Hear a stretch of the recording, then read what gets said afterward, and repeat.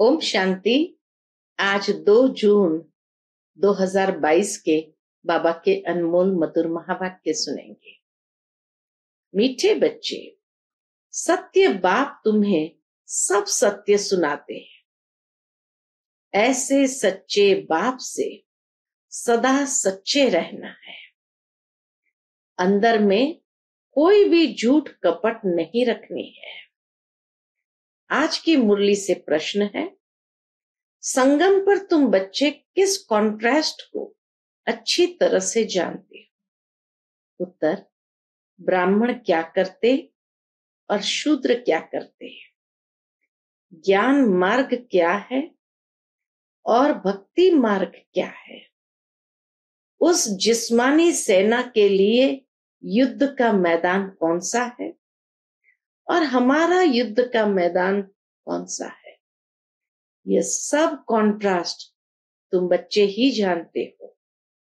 सतयुग अथवा कलयुग में इस कॉन्ट्रास्ट को कोई नहीं जानते।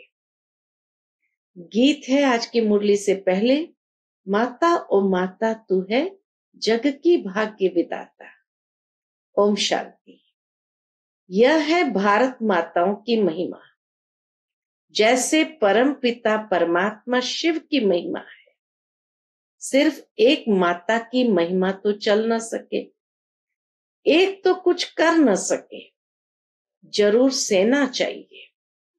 सेना बिगर काम कैसे चले? शिव बाबा है एक, वह एक न हो तो माताएं भी न हो, न बच्चे हो, न ब्रह्मा कुमार कुमारियां हो। मेजॉरिटी माताओं की है, इसलिए माताओं की ही महिमा दी गई है। भारत माताएं जो शिव शक्ति गुप्त सेना है और अहिंसक है, कोई भी प्रकार की हिंसा नहीं करती है। हिंसा 2 प्रकार की होती है, एक है काम कटारी चलाना, दूसरा है गोली आदि चलाना, क्रोध करना, मारना आदि। इस समय जो भी जिस्मानी सेनाएं हैं वो दोनों हिंसा करती है। आजकल बंदूक आदि चलाना माताओं को भी सिखाते हैं। वह है जिस्मानी सेना की माताएं और यह है रूहानी सेना की दैवी संप्रदाय वाली माताएं। वह कितनी ड्रिल आदि सीखती है। दुनिया की सेना में भर्ती होना मना, कितनी ड्रिल आदि सीखती है। तुम शायद कभी मैदान में गई भी नहीं हो। वह बहुत मेहनत करते हैं, काम विकार में भी जाते हैं। ऐसा कोई मुश्किल होंगे जो शादी नहीं करते होंगे। उस मिलिट्री में भी बहुत सीखते रहते हैं, छोटे छोटे बच्चों को भी सिखाते हैं। वह भी सेना है, यह भी सेना है।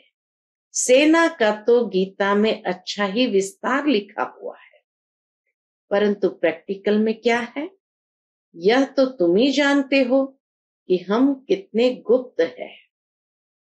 शिव शक्ति सेना क्या करती है, विश्व का मालिक कैसे बनते हैं, इसको कहा जाता है युद्ध स्थल।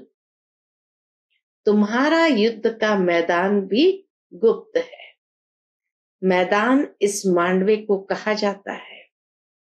आगे माताएं युद्ध के मैदान में नहीं जाती थी, अभी यहां से पूरी भेंट होती है। दोनों सेनाओं में माताएं हैं, उनमें मेजॉरिटी पुरुषों की है, यहां मेजॉरिटी माताओं की है।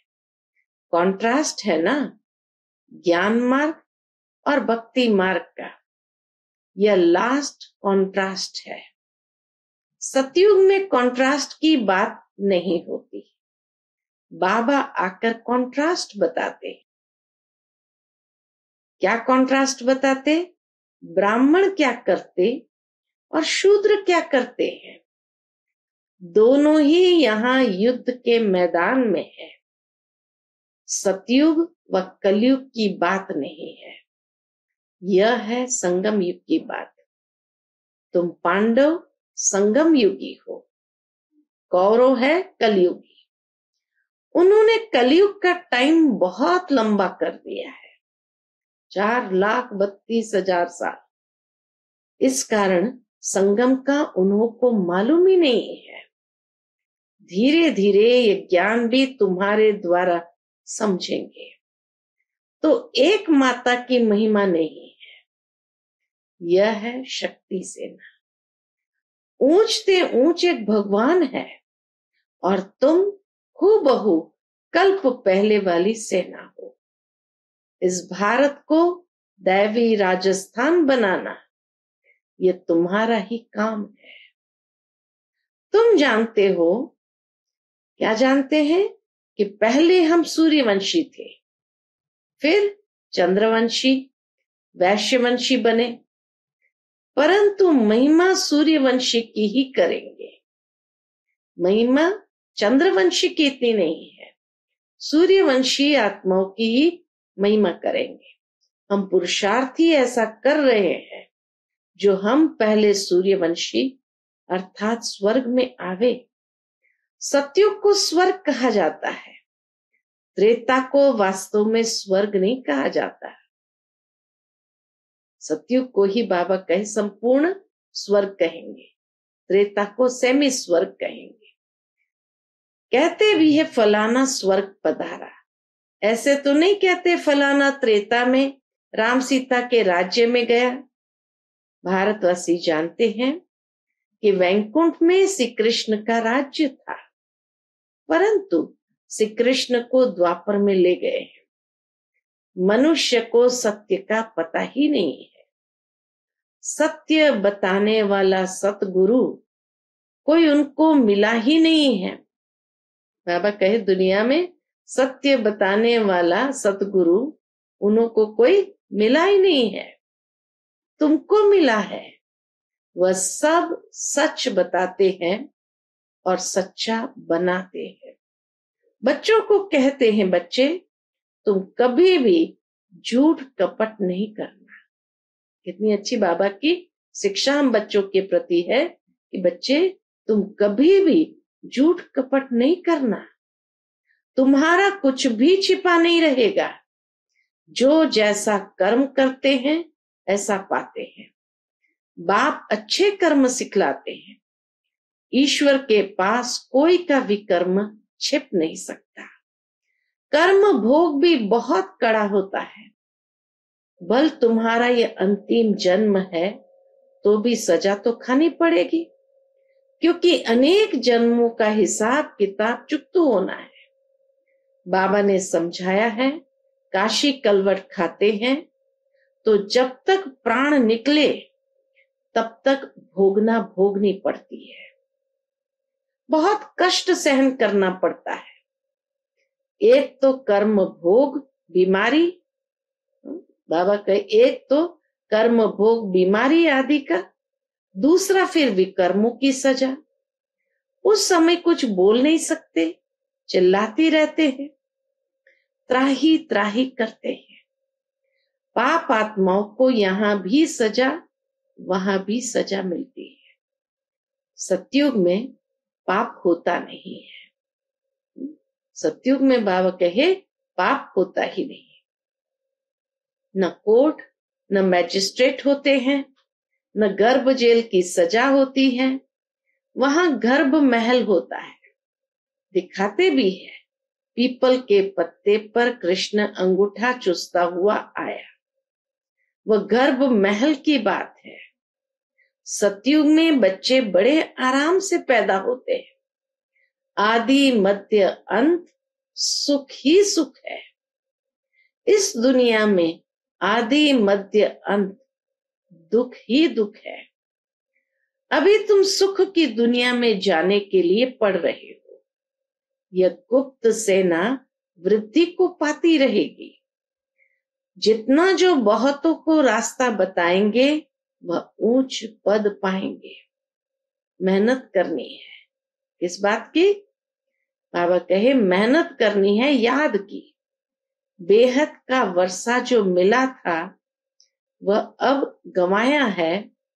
अब फिर से पा रहे हैं। लौकिक बाप, पारलौकिक बाप दोनों को याद करते हैं। सतयुग में एक लौकिक को याद करते, पारलौकिक को याद करने की जरूरत ही नहीं। वहां सुख ही सुख है। यह ज्ञान भी भारतवासियों के लिए है और धर्मों वालों के लिए नहीं है।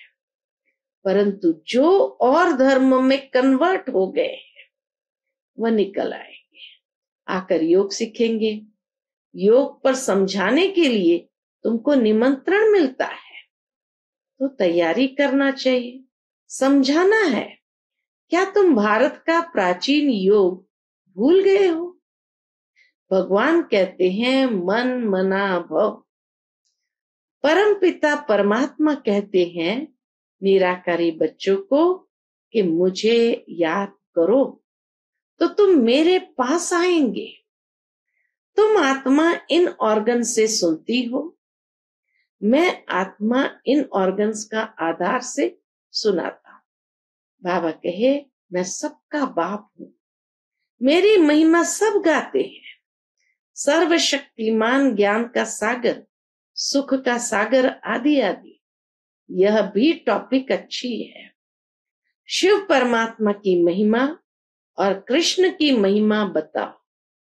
अब जज करो, महिमा दोनों की बताकर बाबा के उनसे कहो अब जज करो कि गीता का भगवान कौन। यह जबरदस्त टॉपिक है, इस पर तुम्हें समझाना है। बोलो हम जास्ती समय नहीं लेंगे, 1 मिनट दे तो भी ठीक है। भगवान वाच मन मना भव, माम एकम याद करो तो स्वर्ग का वर्षा मिलेगा। ये किसने कहा?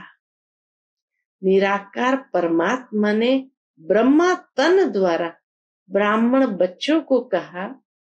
क्या कहा? इसको ही पांडव सेना भी कहते हैं। रूहानी यात्रा पर ले जाने के लिए तुम पंडे हो। बाबा निबंध देते हैं, बाबा लिखने के लिए ऐसे देते हैं, उनको फिर कैसे रिफाइन कर समझाएं? सो बच्चों को ख्याल करना है। बाप को याद करने से ही मुक्ति, जीवन मुक्ति का वर्षा मिलेगा। हम ब्रह्मा कुमार और कुमारियां हैं। वास्तव में तुम भी हो, परंतु तुमने बाप को पहचाना नहीं। तुम बच्चे अभी परम पिता परमात्मा द्वारा देवता बन रहे हो। भारत में ही लक्ष्मी नारायण का राज्य था। छोटे छोटे बच्चे बुलंद आवाज में बड़ी बड़ी सभा में समझाएं तो कितना प्रभाव पड़ेगा। समझेंगे, ज्ञान तो इनमें है। भगवान का रास्ता यह बताते हैं। निराकार परमात्मा ही कहते हैं, हे आत्माएं मुझे याद करो तो तुम्हारे विकर्म विनाश होंगे। गंगा स्नान, तीर्थ आदि जन्म जन्मांतर करते करते पतिथि बनते आए। भारत की ही चढ़ती कला उतरती कला है। बाप राजयोग सिखलाकर चढ़ती कला अर्थात स्वर्ग का मालिक बनाते हैं। फिर माया रावण नरक का मालिक बनाती है तो उतरती कला कहेंगे ना। जन्म बाय जन्म थोड़ी थोड़ी उतरती कला होती जाती है। ज्ञान है चढ़ती कला, भक्ति है उतरती कला। कहते भी है भक्ति के बाद फिर भगवान मिलेगा, तो भगवान ही ज्ञान देंगे ना।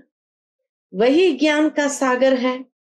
ज्ञान अंजन सतगुरु दिया, अज्ञान अंधेर विनाश।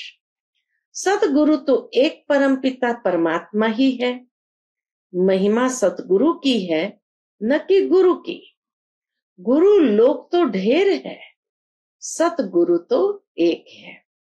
वही सदगति दाता पतित पावन लिबरेटर है। अभी तुम बच्चे भगवान वाच सुनते हो। क्या सुनते हैं? मां एकम याद करने से तुम आत्माएं शांति धाम चली जाएंगी। वह है शांति धाम, वह है सुख धाम और यह है दुख धाम। क्या इतना भी नहीं समझते?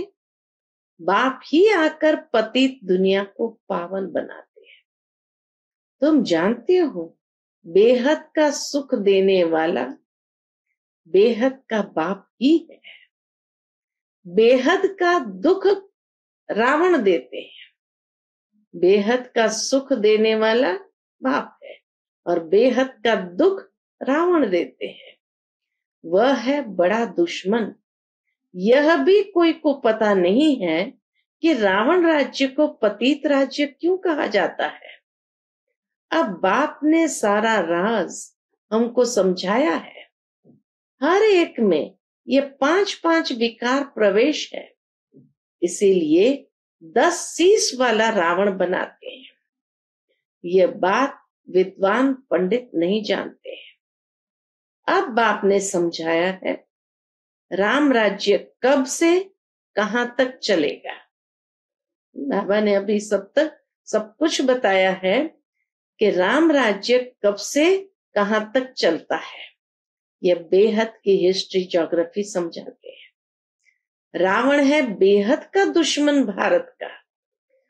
उसने कितनी दुर्गति की है। भारत ही हेवन था जो भूल गए हैं। भारतवासी ये भूल गए कि भारत ही हेवन था, जो भूल गए। अभी तुम बच्चों को बाप की श्रीमत मिलती है। बच्चे बाप को याद करो। अलफ और बे परम पिता परमात्मा स्वर्ग की स्थापना करते हैं। रावण फिर नरक स्थापन करते हैं। तुमको तो स्वर्ग स्थापन करने वाले बाप को याद करना है। बल गृहस्थ व्यवहार में रहो, शादी आदि पर जाओ। जब फुर्सत मिले तो बाप को याद करो। शरीर निर्वाह अर्थ कर्म करते हुए जिसके साथ तुम्हारी सगाई हुई है उसे याद करना है। जब तक उनके घर जाएं तब तक भल तुम सब कर्तव्य करते हो, लेकिन बुद्धि से बाप को भूलो नहीं। बाबा कहे भल सब कर्तव्य करो लेकिन बुद्धि से बाप को भूलो नहीं। अच्छा, मीठे मीठे सिकिलते बच्चों प्रति माता पिता बाप दादा का याद प्यार और गुड मॉर्निंग। रूहानी बाप की रूहानी बच्चों को नमस्ते। हम सब रूहानी बच्चों की रूहानी माता पिता बाप दादा को याद प्यार, गुड मॉर्निंग और नमस्ते नमस्ते। शुक्रिया बाबा, शुक्रिया। आज की मुरली से धारणा के लिए मुख्य सार है। पहली पॉइंट, सजाओं से छूटने के लिए अपने सब हिसाब किताब चुकता करने हैं। सच्चे बाप से कुछ भी छिपाना नहीं है। झूठ कपट का त्याग करना है। याद की यात्रा में रहना है। दूसरी पॉइंट, जैसे बाप अपकारियों पर भी उपकार करते हैं ऐसे सब पर उपकार करना है। सबको बाप का सत्य परिचय देना है। आज का बाप दादा का मधुर वरदान हम बच्चों के प्रति है। ईश्वरीय संस्कारों को कार्य में लगाकर सफल करने वाले सफलता मूर्त भव। ईश्वरीय संस्कारों को कार्य में लगाकर सफल करने वाले सफलता मूर्त भव। जो बच्चे अपने ईश्वरीय संस्कारों को कार्य में लगाते हैं उनके व्यर्थ संकल्प स्वतः खत्म हो जाते हैं। सफल करना माना, बचाना या बढ़ाना। ऐसे नहीं पुराने संस्कार ही यूज करते रहो और ईश्वरीय संस्कारों को बुद्धि के लॉकर में रख दो। जैसे कईयों की आदत होती है अच्छी चीज व पैसे बैंक अथवा अलमारियों में रखने की। पुरानी वस्तुओं से प्यार होता है, वही यूज करते हैं। यहाँ ऐसे नहीं करना। यहाँ तो मनसा से, वाणी से, शक्तिशाली वृत्ति से अपना सब कुछ सफल कर, तो सफलता मूर्त बन जाएगी। आज का स्लोगन है, बाप और मैं ये छत्र छाया साथ है तो कोई भी विघ्न ठहर नहीं सकता। बाप और मैं ये छत्र छाया साथ है तो कोई भी विघ्न ठहर नहीं सकता। उसके बाद परमात्मा के महावाक्य विशेष हम सभी आत्माओं के प्रति है, सभी ब्राह्मण बच्चों प्रति विशेष अटेंशन। परमात्मा महावाक्य, एक बल एक भरोसा, अर्थात सदा निश्चय हो कि जो साकार की मुरली है वही मुरली है, जो मधुबन से श्रीमत मिलती है वही श्रीमत है। बाप सिवाय मधुबन के और कहीं मिल नहीं सकता। सदा एक बाप की पढ़ाई में निश्चय हो। मधुबन से जो पढ़ाई का पाठ जाता वही पढ़ाई है, दूसरी कोई पढ़ाई नहीं है। अगर कहाँ भोग आदि के समय संदेशी द्वारा बाबा का पाठ चलता है तो यह बिल्कुल रॉन्ग है, यह भी माया है। इसको एक बल एक भरोसा नहीं कहेंगे। जाकर देखे बाबा आता है नहीं आता है, बाबा कहे इसको एक बल एक भरोसा नहीं कहेंगे। मधुबन से जो मुरली आती है उस पर ध्यान दो, नहीं तो और रास्ते पर चले जाएंगे। मधुबन में ही बाबा की मुरली चलती है, मधुबन में ही बाबा आते हैं। इसलिए हर एक बच्चा यह सावधानी रखे, नहीं तो माया धोखा दे देंगे।